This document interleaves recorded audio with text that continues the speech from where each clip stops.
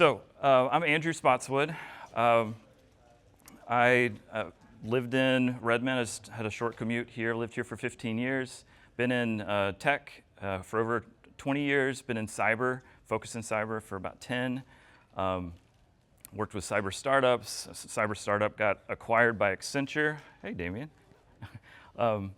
And left Accenture last year. Now work with Redapt, helping build their cybersecurity practice. Reason I'm talking about insider threat is it's been a common topic with people I've been working with lately. We've worked on some programs around it, and I've realized that the definitions around insider threat are vast. They're very broad. A lot of people think about insider threat the same way they think about Edward Snowden and the leaks. It's like, well, he used his access to send that out, but I've learned it's much broader than that. So ultimately, what today is I'm just sharing with you what I've learned, what our team has learned, what the use cases that we've run into with some of the people, the groups I've worked with, and I'm just going to share that with you. And hopefully, it's helpful. Hopefully, it's something that you can apply to your organization. I'm going to go through a couple of examples that are recent, because I think that this is a pretty abstract concept. There's behavioral problems, there's tech problems that lead to an insider threat issue, but looking at it through the lens of specific use cases, I think that helps with kind of grounding what this is and how to define it for your organization. So, I also want to mention, I want this to be interactive. So I'm going to ask the audience, I want to go ahead and seed in your mind, think of a nice, juicy insider threat story, and I'd love to hear one or two of those in addition to the ones that I'm going to share. But let me start with the definition. God, that's way over there, isn't it? Let me start with the definition. Really what it boils down to is individuals who have access, and it ultimately, those individuals impact, ultimately they impact the company's assets. They're affecting the core assets of the organization. And so when you boil that down, that's how, when you look at the definition that way, that's how you look at, for your organization, how to protect it. And so access can be physical. This could be access to doors, access to buildings. Access could be credentials, your MFA, individuals that log in and get access. Assets can be information, can be data. It can be processes that are specific to your organization. Assets can be systems that the company is invested in, or facilities.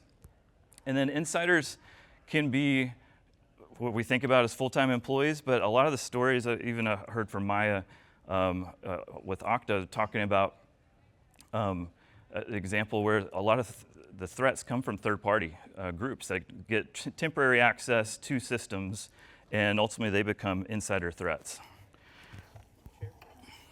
No, I'm good, thank you. But that also can be board members. So just anyone that has access, that's ultimately what we want to think about with definitions. And one thing I want to challenge each of you to do today to make good use of time is don't just think about your organization while we're going through these frameworks and ideas through the slides. Think about some of the dependent groups that you work with, the third parties that have access to your systems. Give thought to their business case. How could they suffer or be impacted by insider threat in their organization that ultimately could impact your organization?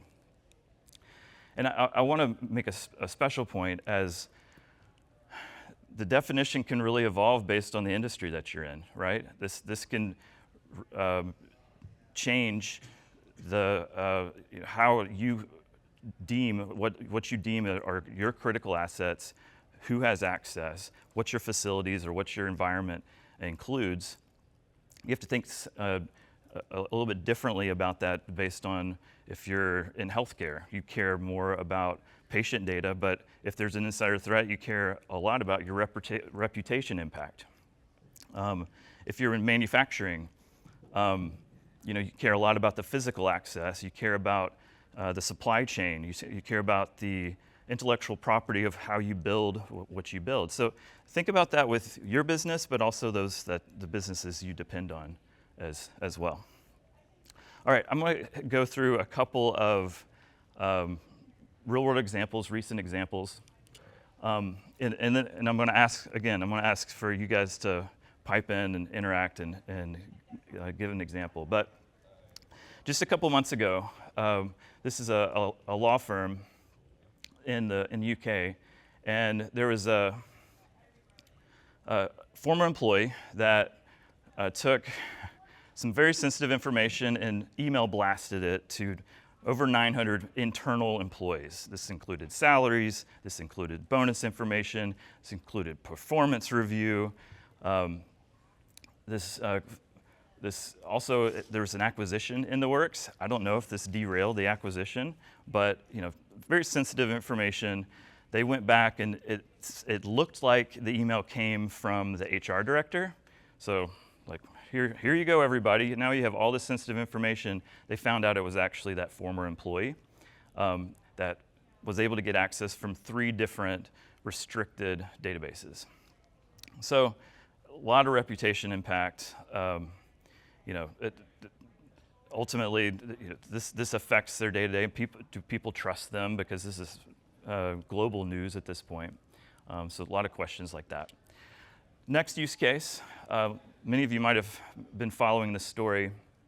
A former Google engineer started working there in 2019. He's a software engineer, and ultimately he transferred to his personal device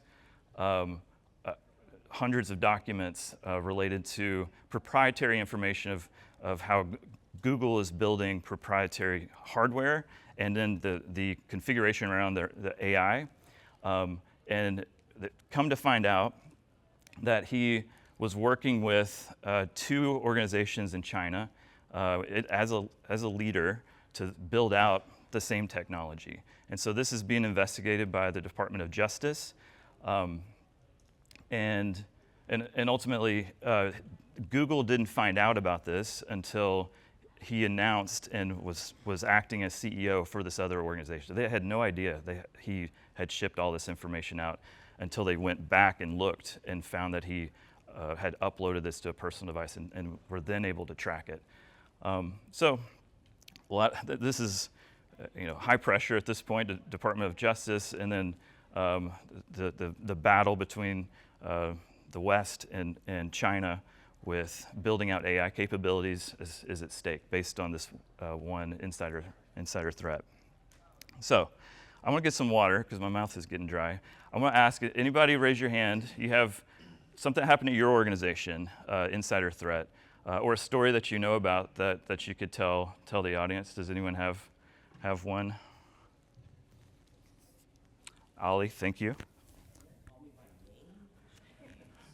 We're all friends here. So started a new organization about 4 years ago, and one of the things that we've identified is as employees were getting ready to leave, they were doing exactly just this, copying files that they worked on, files that they wanted to take with them to another firm, and ultimately we used Microsoft Defender for exfiltration alerting to not only give us near real time, but actual real time when we were in the office to be able to shut this down. So in the process of the last, I'd say about 2 years, we've gotten to the point where we get alerting within about 60 seconds of a USB flash drive being plugged in. Because of the business that we're in, we have to allow this to continue to happen as we work with our external clients. So we can't shut down USB file copy. But Defender has actually been able to get us to the point where we can terminate on the spot. We can Defender or Intune isolate, shut down a white computer before a file copy is completed, and we can essentially get that data back before somebody leaves our building. So it also works for exporting to Google Drive, to a personal personal OneDrive, we can see all those alerts and reports now. So there are tools out there. This is one that we've been fighting against every day, and it's a very real problem that continues to exist. That's great. And just so I make sure I heard that, this started because there was an incident with people stealing. You're in civil engineering, right? So these are plans that were shipped off and stolen. MicroStation and Autodesk plans to another engineering firm to try to steal the project that we were currently working on to another firm. Got it. Great. I saw another hand. Anybody else have use case? Nate? Yeah, we just recently discovered that a third-party contractor had one of their support persons copy a GitHub personal access token to their own repo. And we were able to learn about it fairly quickly and reset the token, but that person no longer works for that company. So how did he get? He just had access temporarily. He had access to GitHub and created his own personal access token, but then, which was fine, but then copied it to a private repo. Oh, I see. And then it didn't become so. Goodness. Okay. Thank you, Nate. Yes. This happened 5 years ago, but I joined the startup and we noticed our cloud bill kept going up, and we found out that somebody was You speak crypto up. mining in one of the AWS accounts. Hmm. And so it was a former employee who had been fired, but they had the SSH key. And so they logged in and then just started mining Bitcoin. This is a former employee. It was a contractor. It was an international, so it was somebody in Eastern Europe. Okay, I see. They contracted out, no longer worked there, and they Wow. had AWS credentials and they started mining Bitcoin. Wow. Some sort of cryptocurrency. So those that couldn't hear, he's talking about it was a contractor that worked for the organization, had access to AWS, ultimately installed it as a crypto mining, because all they noticed was their AWS bill was increasing dramatically. And so, where's the root cause of that? And I guess ultimately found the issue. So these are great. So I want to go through, as I go through these slides and kind of go further into the definition, let's revisit some of these stories, because we're looking at it through different vectors of what insider threat is. Because we talked about it's an individual who has access that's affecting the company's assets. And that can be tracked either digitally or through behaviors. You can pick up on behaviors if someone is doing something wrong, or you can pick up on it through logs or a SIM, so digitally, and use technology and tools for that. So let's first go through just the types of insider threats that we typically see. And the first one, accidents are insider threats. Oops, sorry, I just emailed all that confidential information to the wrong person. That happens all the time, right? But that is a threat. Right next to that is negligence. I kind of knew I wasn't supposed to email that, but I did it anyway, and it's not gonna matter anyway, but it's a blatant, I knew I shouldn't do that, but I did it anyway, and crossed a line, crossed a policy, that sort of thing. Now on the other side, we're getting into malicious. So malicious is, they have the access that they need, they know that they want to impact the business negatively, and they're ultimately able to do it because they have the access and they have the ability to do that.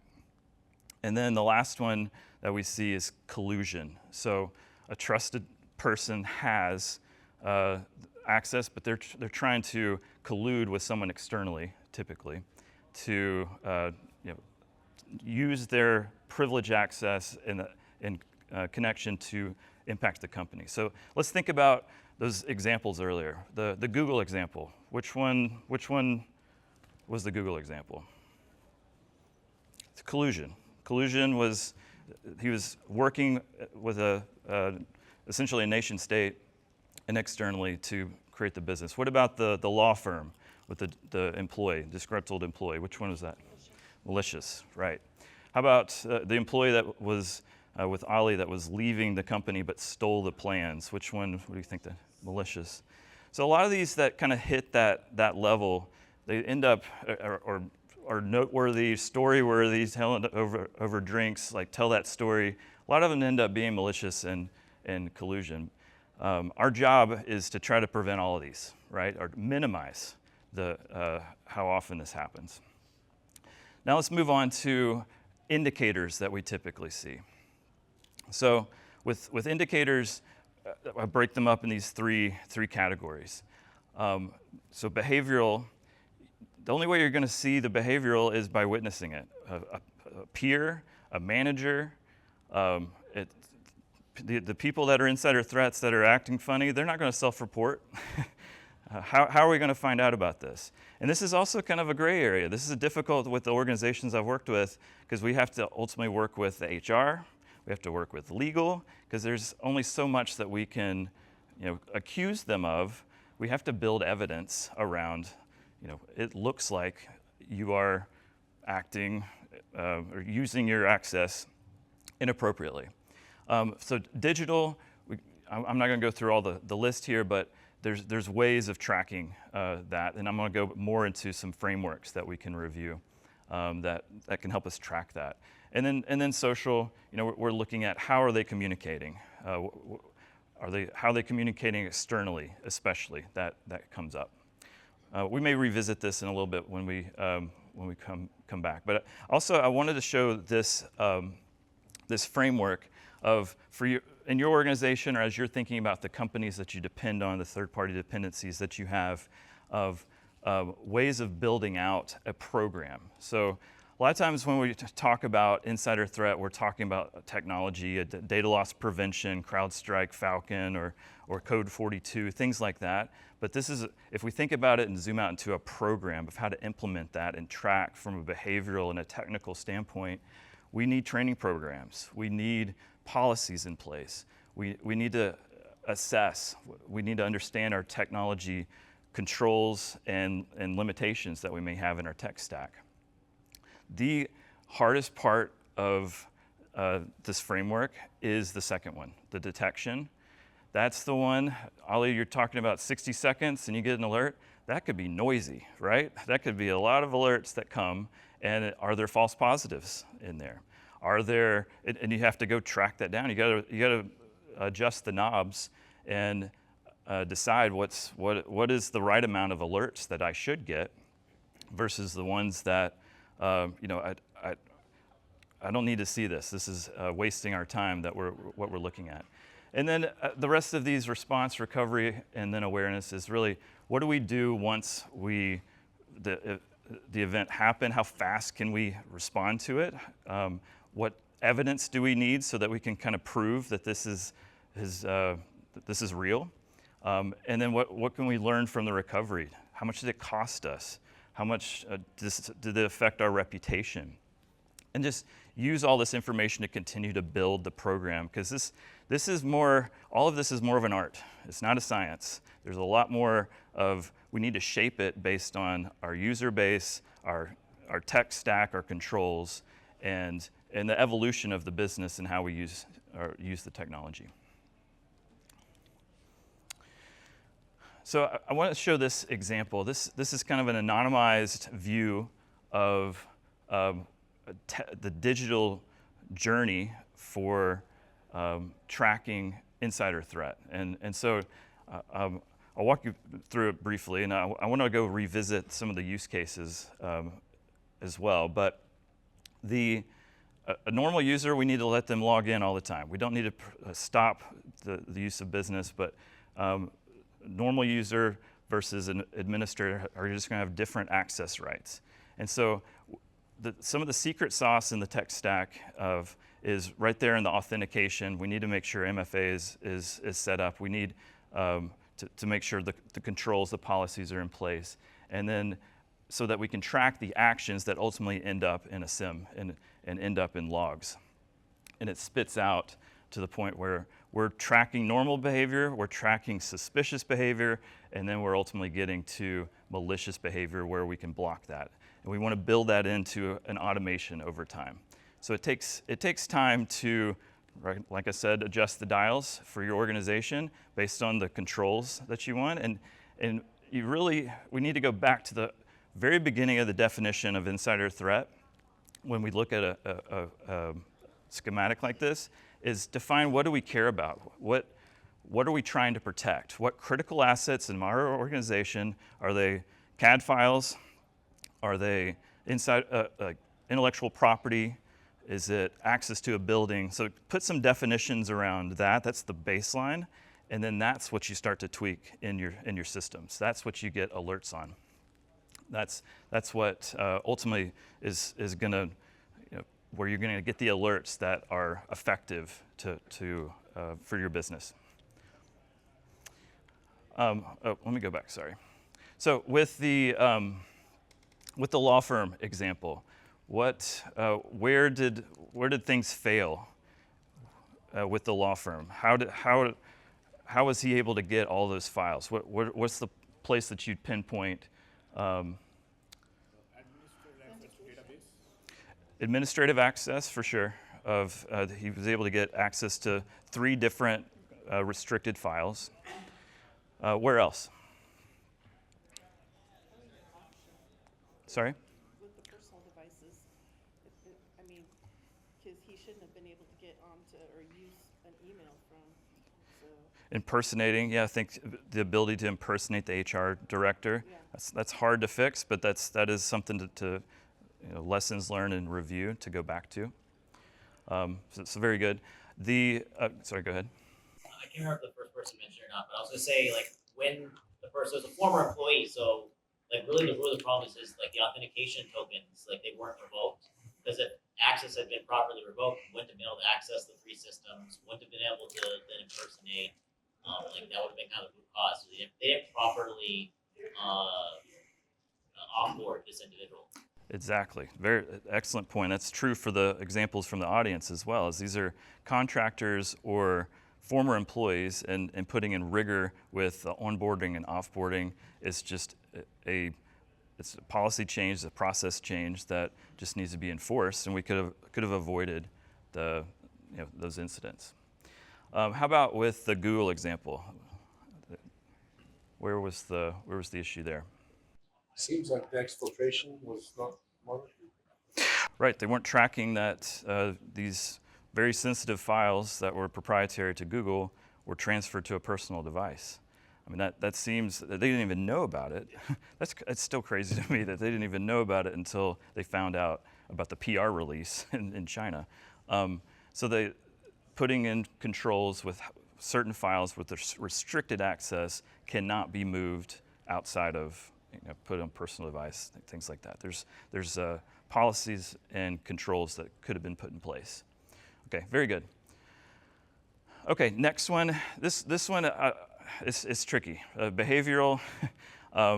This is just an example that we've worked with there's a large BPO, global BPO, where they do like help desk, and we worked with them to look at indicators of when a person might do something wrong, essentially. And so we're looking at them as a person. How are they acting? Is their behavior changing? Is this just the way they are? Is this the way their face looks? They always look suspicious? Or do we, so we can't accuse them all the time? We need to have some evidence in place. We need to follow and track through to the point where this is an attack, and they're exfiltrating data. They're impacting our critical assets at our organization. We need evidence to show that they're disgruntled. They are, they're a contractor, and they should only have certain rights that are set up. They, they have some ulterior motive of why they would act that way. Let's go back real quick to this. So looking at disgruntled or violation, signs of financial problems, seeking unnecessary access privileges. So there's indicators that we can track that if you educate in your training program for your organization, you go, this is typical use cases of when an individual is likely to affect the company, this is what you should be looking for. HR should know this, managers should know this, and even the peers, individual contributors should know this so they can understand what to be looking for and how they're communicating, how that might have changed. So there's preventative measures that I've put here on the side that we've learned, and these are, if you think about it, I know everyone in the audience here is smart, so none of this is groundbreaking, it's just thinking deeply about the problem, and then this is what's popped out for us of just access control, least privilege, spend more time vetting the employee. Is there a reason we're hiring someone that we found out is now from North Korea, or there's examples like that have happened over the past several years. Security awareness training. So add this part in as you're doing your training and getting the staff up to speed. And then just protecting your data. The example with Google, that if they had better controls around their data integrity. So I'm going to just high level, these are some things that we've learned that I believe is helpful for building a program like this. And like I said before, start with what are your top threats and involve the right people, involve leadership to define what do we care about? What are our critical assets? Do we all agree that this will affect the company, the reputation of the company, the processes, are those defined well? And then based on that, create a plan with stakeholders to execute it. So meet with your key stakeholders, review the threats, and then ultimately put a plan together. And including the behavioral. A lot of times, the reason we've had some conversations recently is there's just been focus on the digital side, and so we need to expand that to the behavioral side as well for the program. Assess tech capabilities for monitoring. There's a lot of cool technology out now that's cutting edge, that's able to look at the end user, it's able to look and feed into your logs and your SIM to ultimately bubble up when users are doing things that they shouldn't. So there's a lot of new tech to review there. And then putting in place a training and policy creation, that's a big step that is often skipped or minimized. What I've seen is there's organizations that just have one person that's one of the hats that they wear is insider threat, and it's for a very large organization, and typically it's a junior person or so. And so there's not a lot of there needs to be more effort put into this a lot of times, but it's limited resources. So applying policies that are available online. We have some that I'm gonna be happy to share with you if you're working on this, but set that up so that there's accountability to make sure that they stay in the guardrails. Tabletop testing and Cyber Fusion Center. Pick those top threats, run it through your system, see where the gaps are, see what fails. Bring in other technology, other use cases to see what happens. That just might take a day or two to just run it all through. There's Cyber Fusion Centers that can use the same technology that you have to then run it through your system. And then the last is just around continuous improvement. Again, this is an art, not a science. This is something we need to shape to the changes of the organization and the technology that you have, and training your people to continually do that. So I am done. That was all the slides that I have. Is there any questions or anything else that we want to cover? Otherwise, I can let you go. Yes? This may be a tangential use case, but say a recently departed employee you discovered had been ordering certain illegal substances and acquiring certain services on company resources. Yeah. Without no company theft of data, but clearly being risky on company devices. So and your question is? Is that an insider threat, something that we can monitor for in this framework? Or Yeah, I think that this is an employee, someone that has access. They have the ability to use company resources and assets. And so putting that in that model of how do we prevent something like this from happening, or look at it, this is a, how do we, from a behavior standpoint, what can we learn from a technology? What do they have access to that we can track and ultimately put controls in place? Very much so. That sounds like insider threat. So, yes, Nate. I was just gonna say, to your point, that's when you get legal and HR involved and those powers that be. I mean, it is an incident response type of action, but a lot of the decisions then get taken out of your hands, which makes it safe, because then you're not the one making the decision of what I'm going to do instead. Totally. Yes, Scott. So, in your experience across all the different projects that you've been managing, from a product point of view, if you wanted to detect, for example, the exfiltration or the copies to personal devices, threats, Microsoft has mentioned. What are some other sort of top actual products or services that you've seen be effective? Yeah, so the question is around the technology to alert from a digital standpoint.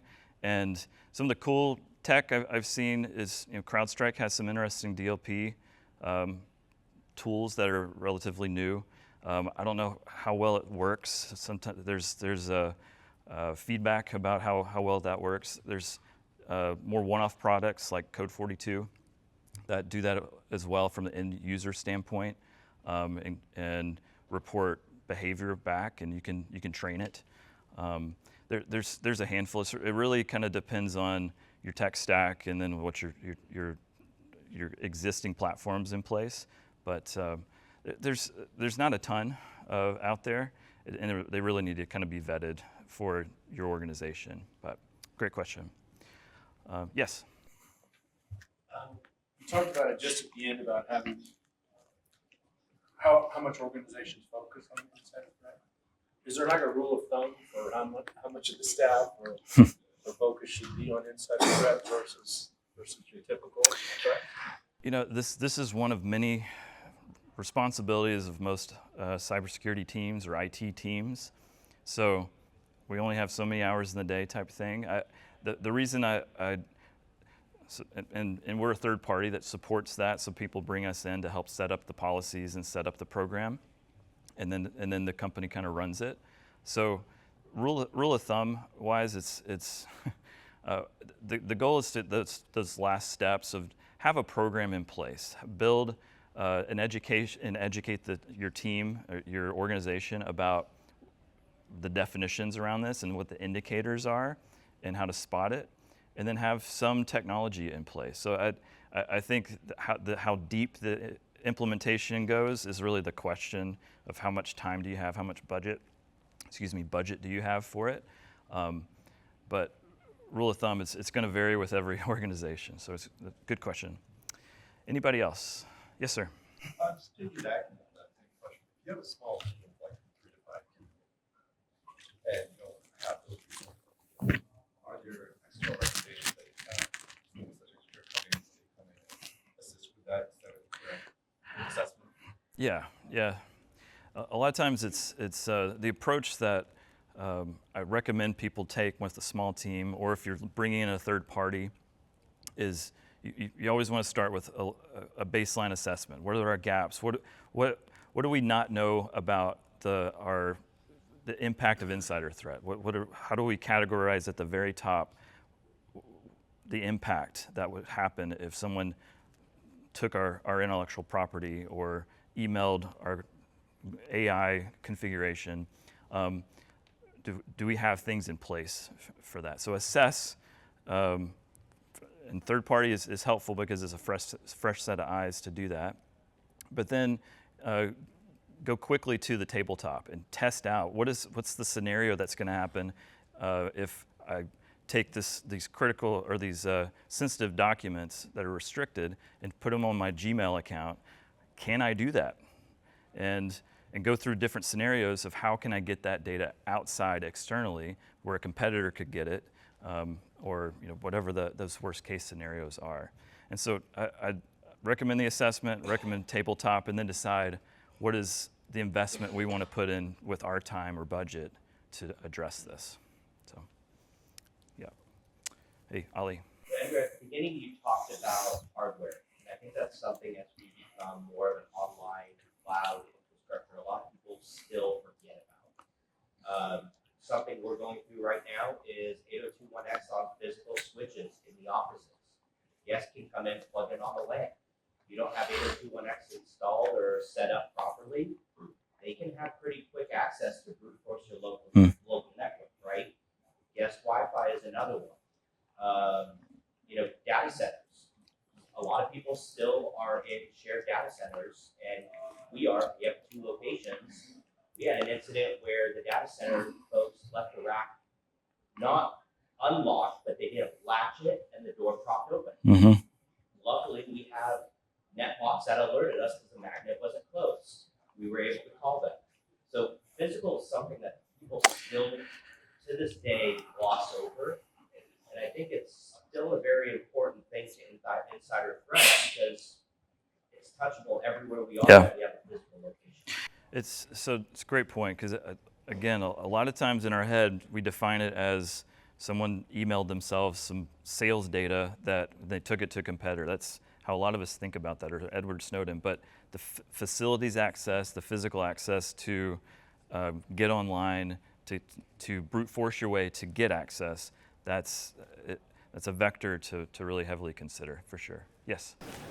I find that something people forget about or are not so good about is they keep their laptops in the car.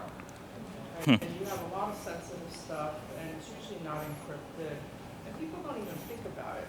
And I was CISO at a company a couple of years ago, and I was out with somebody, they were marketing, they were going to leave the laptop in the car, and I just gave them a look.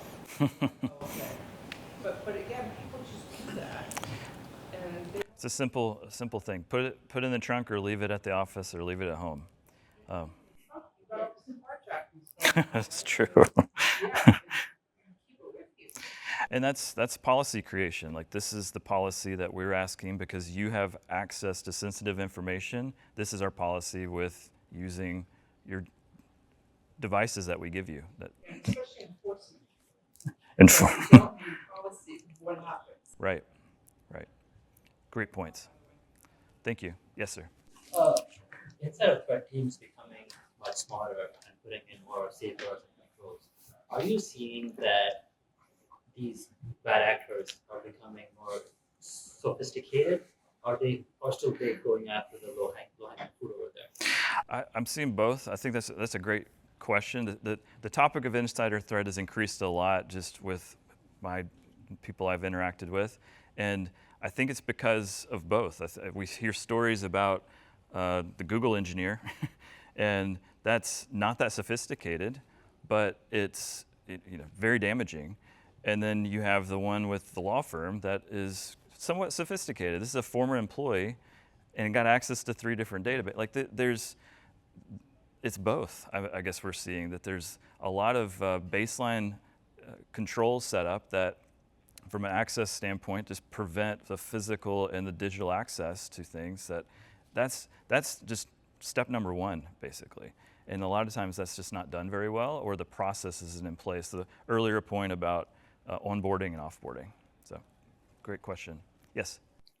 Yeah, and I think also when it comes to insider threats, and this was maybe less prevalent historically, but as everyone's rolling out like ChatGPT and all these like Gemini, like all these AI tools, like now you have like all your intellectual property and everything is now accessible and being uploaded to these third parties. And maybe it was like a few years ago, someone had like the Grammarly or whatever plugin on their email, and suddenly all these sensitive emails were now getting uploaded. So it's not just like the physical devices now with the laptops and disk encryption, but also now like what data is now being, and like you said, insider threats. It's not necessarily malicious. It could be accidental or negligent. Like, are your employees now uploading your data, and like how do you detect that? Like, what are you doing to monitor usage of these tools? That's a great point. Let's take the law firm example, and just instead of it being a disgruntled former employee, it was just AI got access to those databases, and people started to query it, and then they emailed it out.